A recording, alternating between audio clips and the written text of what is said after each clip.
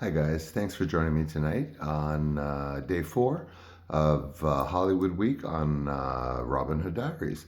Hollywood Week, we're going to be going through Sunday, so it's a whole week. All 7 days have been devoted to Hollywood Week.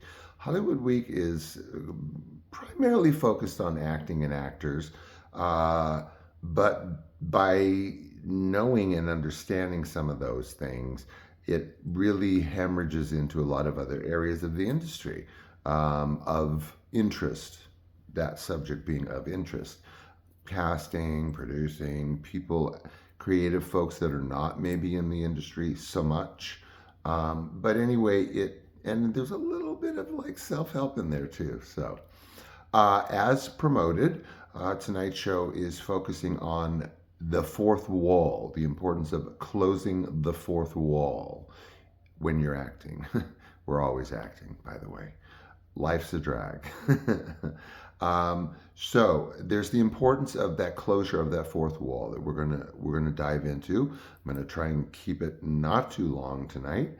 And also we're gonna talk about how that sort of kind of leads into slides into my favorite audition of all time, which was actually very kind of like, wow, I wish I got that one. But it was excellent. It was the best audition experience I have ever had for, well, at all. But this was in particular for a film, big film. So, the fourth wall. The fourth wall. Okay, you may have heard of this if you are familiar with maybe some method acting. To be honest with you, I don't, off the top of my head, recall usage of the closure of the fourth wall, but I know there's reference to a fourth wall, the fourth wall.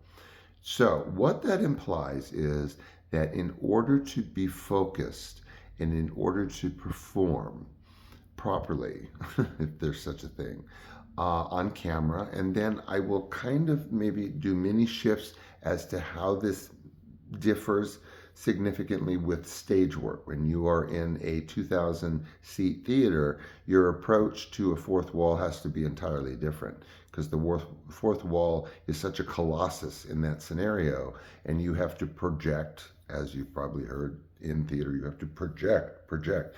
Well, actually, you do. The advent of technology where you now have like microphones in your wig or whatever, that's great, but it didn't used to be that way, not when I was on the boards. So, the fourth wall. The fourth wall is very challenging, but the fourth wall is also the gateway to good acting. The fourth wall, the closure of the fourth wall, does not equate to a good performance per se. The usage of the fourth wall, the closing of it, and awareness of it, is key. It is a gateway. It allows you, if you can get into that zone, again, I'm going to be using all kinds of cliched words, zone and authentic and all this stuff, but there's, I don't know, Google like a synonym. So it is essential to be able to close that fourth wall, which I'll explain in a minute, in order to focus and give a good performance. Once you close that fourth wall, the story is not over. Then there's a whole lot of other things that you need to do. And actually, ideally, there's not a lot of things that you should have to do in a scene while working, while acting. But that's a whole different show. But we'll touch on it. So the fourth wall represents the opening and or closure of your awareness of being watched. Essentially, you can, extemporize or extrapolate or whatever on that, but it is this awareness of being watched. Whether it's the camera could be the fourth wall that you need to close out, but that's tricky because you have to maintain a relationship with the camera. Even if you're not paying attention to the camera, you have to have a very comfortable relationship with it. Because as we discussed last night, the camera's not going away. It's right there. You can't ignore it. I mean, not fully. That would be like me telling you, don't think about the color blue. Well, what are you going to do? You're going to obsess on not thinking about it, or you're going to keep thinking about it. The goal, as I said yesterday, is to make this effortless. That's why you are your own best acting teacher, because you're the only one that can make you feel effortless, authentic, natural, genuine. Okay? So, this awareness of this fourth wall, again, means the awareness of being watched. It could be the awareness of the makeup artist or the lighting gal. Yeah, that you have to tune out. Again, that's another sort of like allusion to the fourth wall or closure of it, is tuning out. Well, you don't necessarily want to tune out per se, but that fourth wall does include the lighting gal, it includes that makeup artist, it includes the cinematographer, all these distractions that are going on you, that are all focused on you. It's extremely difficult to operate in an artificial environment because we're not used to operating in artificial environments, correct? I'm sitting here talking. I'm feeling the sweater, I'm feeling the air conditioning. I'm not thinking about how many people are thinking about me. I know there's no one in here looking at me, but it is not natural unless it's a part of your thought process that you are now on the topic in your mind of what people think about you. But you don't, go around sorting socks, being hyper aware, being watched, unless, there's some other issues there, perhaps schizophrenia. Anyway, so it's very difficult, you guys. It's very difficult. Again, everything I tell you guys, it's possible for everyone. I refuse to believe that certain people cannot be good performers. You may be a good one, you may be a brilliant one, you may be a fascinating one, you may be unique, but there is potential for everyone in general, but particularly with acting. It's a matter of focus, following your gut, led and sort of pushed along by stuff that you have embedded in your brain.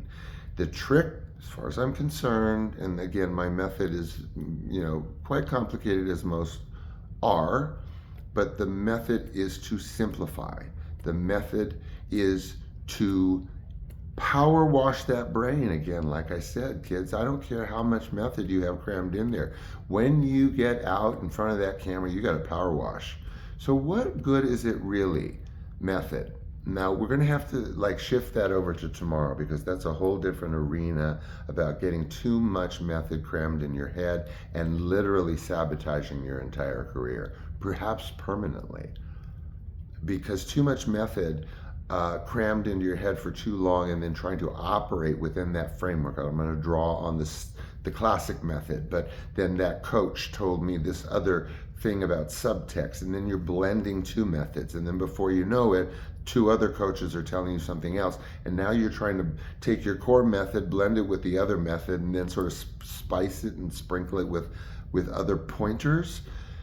No, we don't think that way as human beings. We get a lot of stuff crammed into our personal minds and brains, but that is authenticity.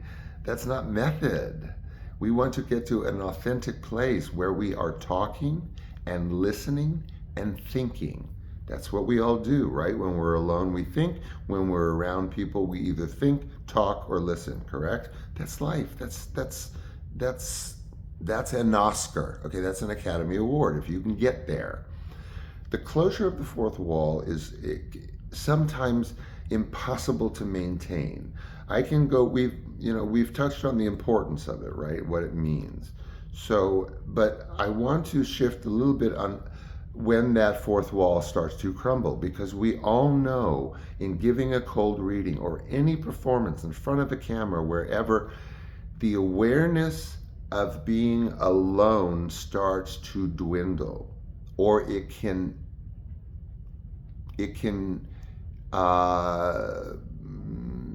crack a little bit, a little hairline fracture of awareness. Okay, you have to be able to work with these eventualities. You can't say to yourself, every time I become aware that the fourth wall opened up, that the scene is done, that I've lost track and I have to start over. That is not an option. Okay? In very rare circumstances, do you have the luxury to say, stop, let's start all over again? You can. They can't keep filming if you're not doing anything, but it's not well regarded. It's not well regarded. Yes, there's bloopers and all that stuff, but when you get up there, it is your responsibility. A director may guide you, or if you are brilliant enough, frequently a director will not give you any guidance.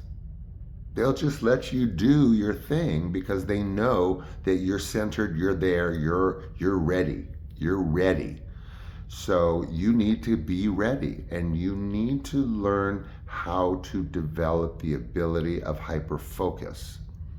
That talking, listening, and thinking existence for that moment, that hour, that 30 seconds you have on screen. Talking, listening, and thinking. That's all we do, guys. Besides eat, sleep, and whatever else, we talk, we listen, even if there's no one else in the room. I'm listening to the aircon right now, the rumble. So we listen, we talk, and we think. Anything beyond that is not genuine. It's not the way that we act. We don't act in real life. We live, we exist, right? But we don't exist quite in that pattern, with that type of behavior of constant awareness of what's going on, what's outside, who's looking at me.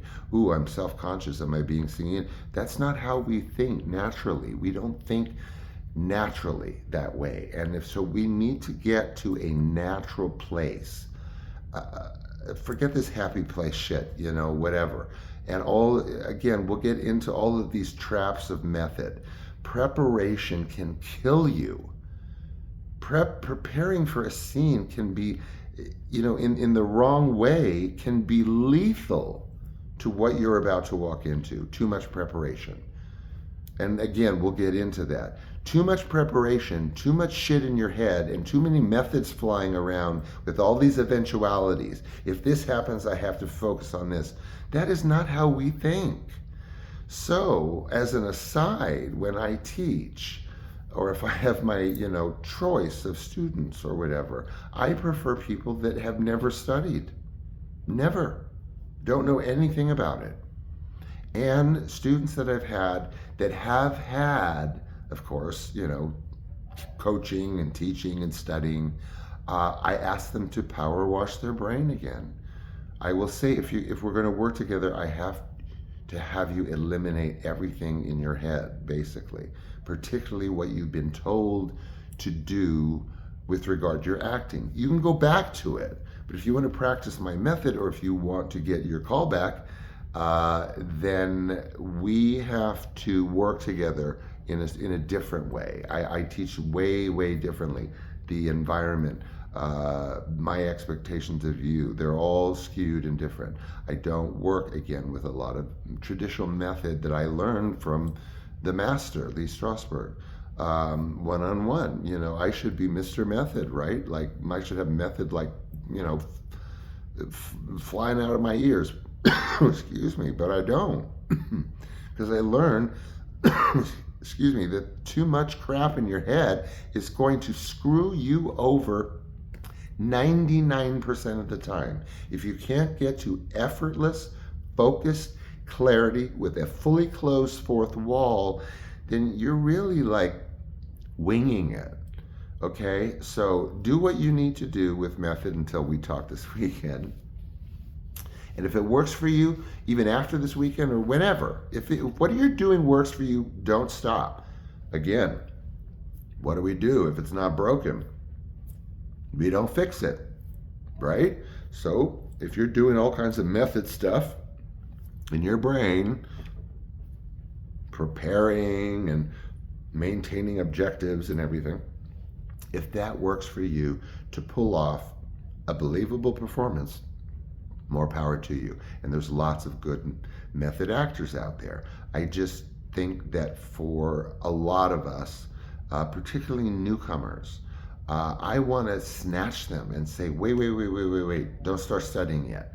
Let's get into fundamentals like we have for the past 3 shows. fundamentals about getting in touch with your authenticity and what have you. Now, in order to deal with the fourth wall that you must work at in any way possible to tune out, again, there's that phrase that I can't stand, but you've got to, well, you don't have to do anything. Go home, turn off the TV. But if you're interested, you do, in my opinion, have to be able to build that fourth wall and keep it up, and ideally build it and walk away from it, being so hyper focused that it goes away for the duration of the scene or however long it needs to go away for. If you're on stage for 2 hours, it is a bitch and a half to keep that fourth wall closed the whole time. Again, that's why it operates in a different context. So, goal, again, without getting into too much detail, maybe we'll dive deeper into that this weekend, is to have a fourth wall that is closed, meaning you're in a room with the other actor, right? And you are expected, of course, in this scene to interact with the other actor or the couple or the 4 other actors. You're around a table, you're teenagers in a rom-com, whatever. But that's all you are given. And that is all you are supposed to deal with and be aware of. Okay?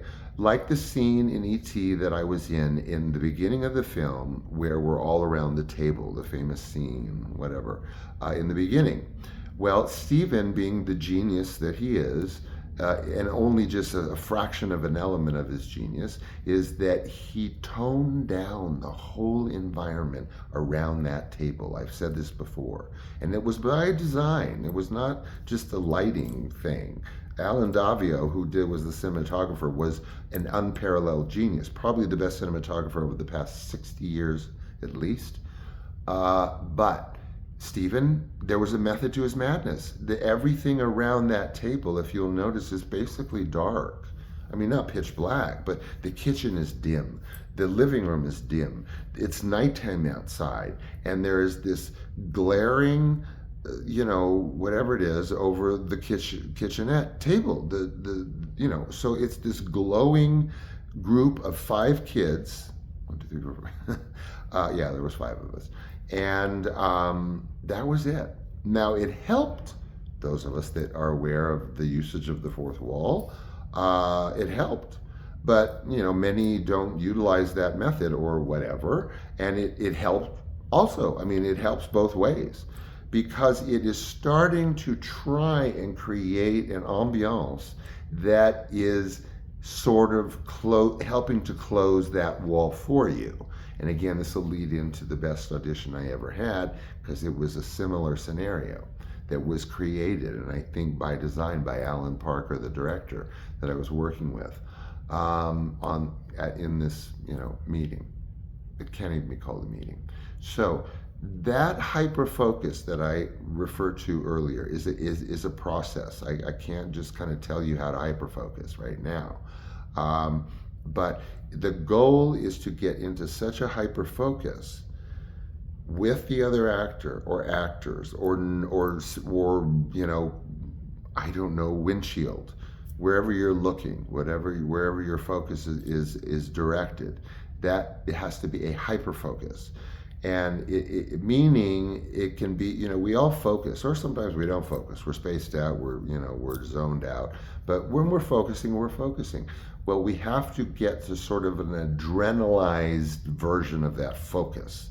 It has to kind of drill a little bit harder, a little bit more intensely, and then be sort of softened within the context of the scene and the character. But the hyper-focus is a little bit more laser edged than your run-of-the-mill focus. Why? Because you are also keeping a fourth wall closed. Now, so we understand the importance of that fourth wall, the closure, the focus, right?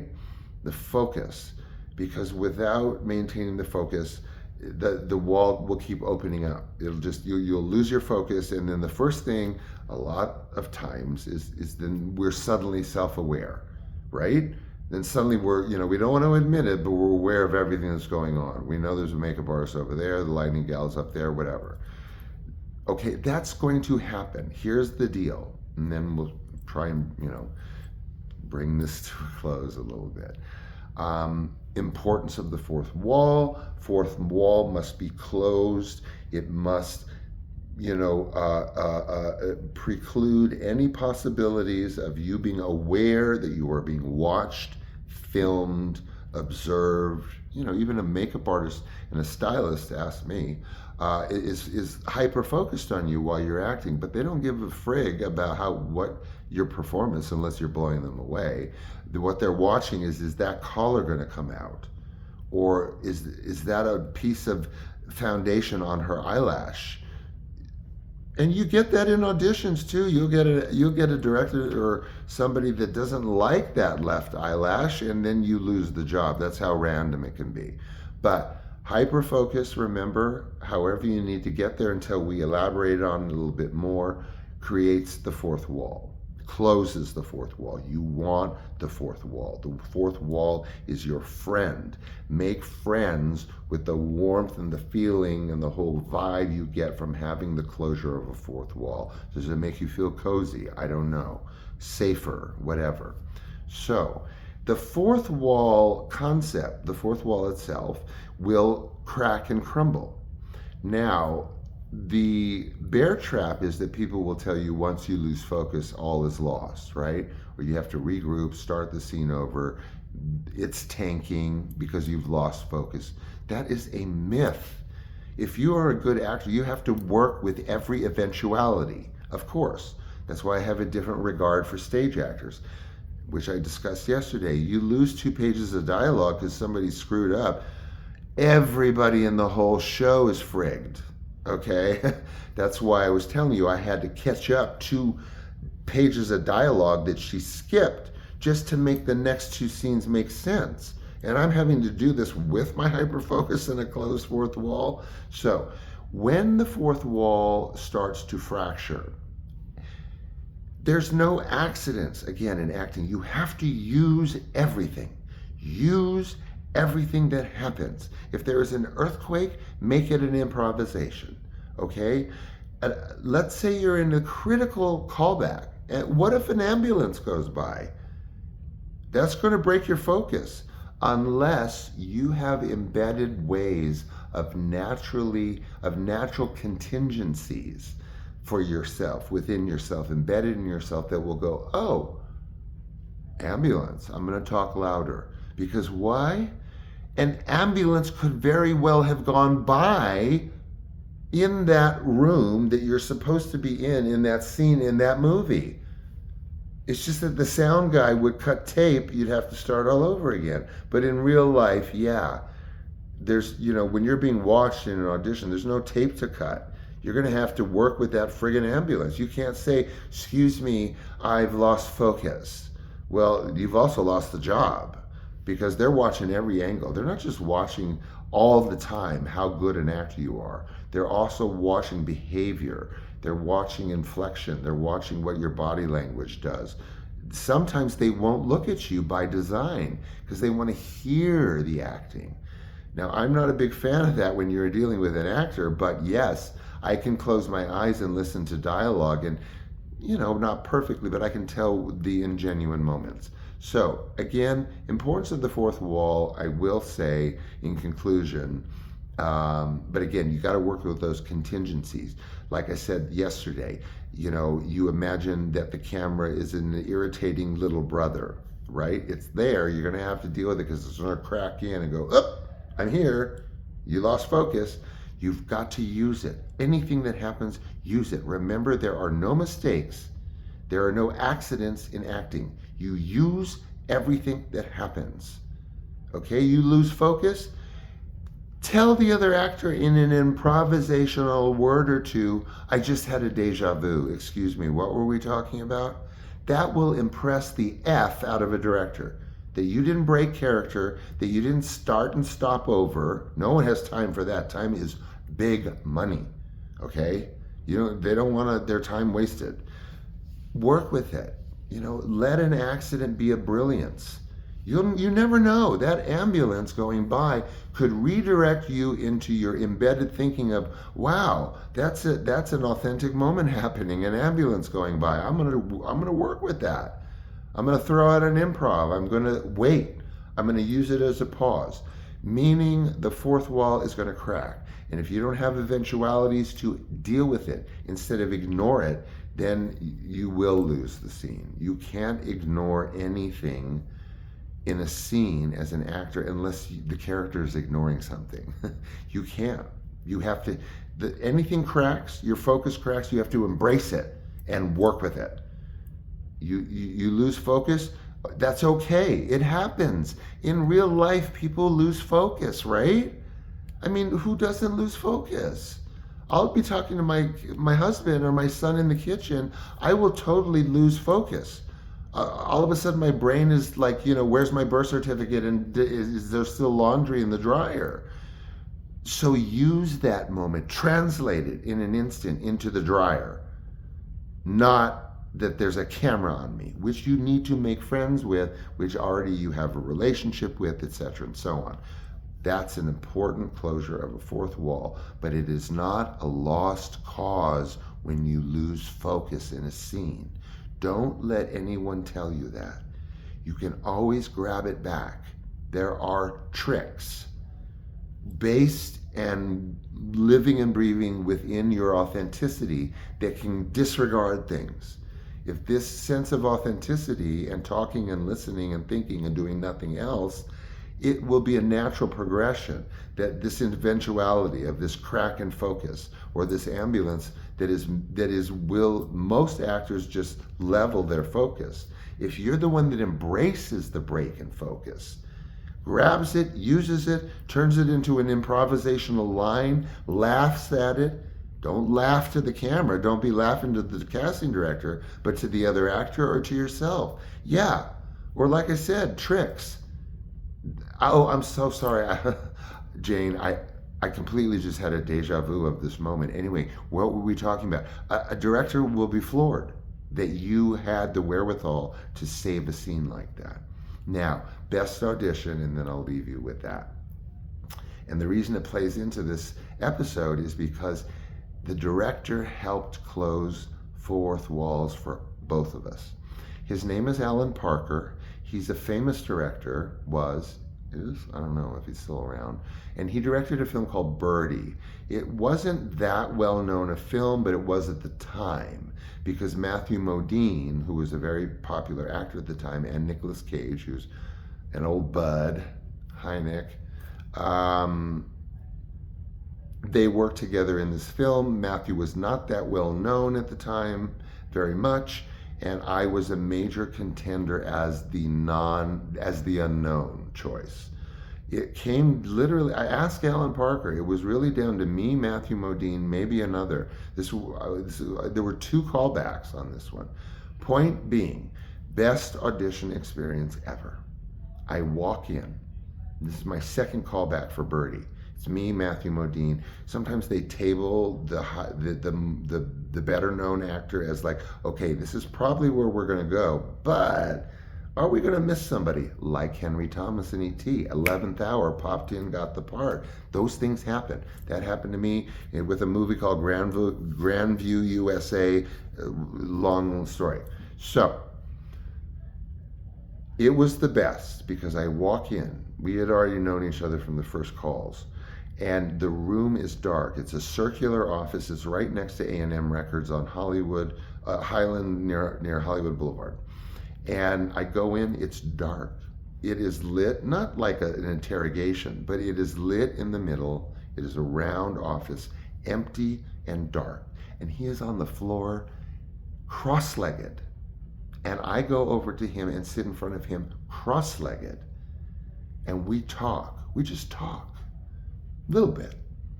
And then we just go little bit, few words about what we're about to do, the scene. Again, we've done it before. And we just go right into it. And he just lets me do my thing. And then he's listening and he's looking and he's close to me. And he's really more focused than I have ever seen a director on me in any audition anywhere ever. And it was fluid. It didn't even matter that I didn't get the part at that time. I knew it was possible to have a really good, positive, life-affirming experience within the context of an audition, which is virtually unheard of. And I didn't get it, but Alan Parker and I in that room, Alan, if you're listening from here or there, thank you. That I've never forgotten that audition. And I've always told myself, they're not always going to be horrific. Every once in a while, you will have such a good audition that it will never leave you. It will inspire you. You will remember every moment that worked in that audition. It will never leave you guys. And moments like that in an audition, in a showcase, in a scene, wherever that moment happens, when I've only had maybe 2 of them, it's enough to coast you guys for a while if you really love acting. It feels that good. Okay? So I hope I covered everything today. I hope I was true to form. I will see you tomorrow with our extension, our next extension of Hollywood Week. And until then, thank you as always for being with me, putting up with me, and I look forward to next time. Bye.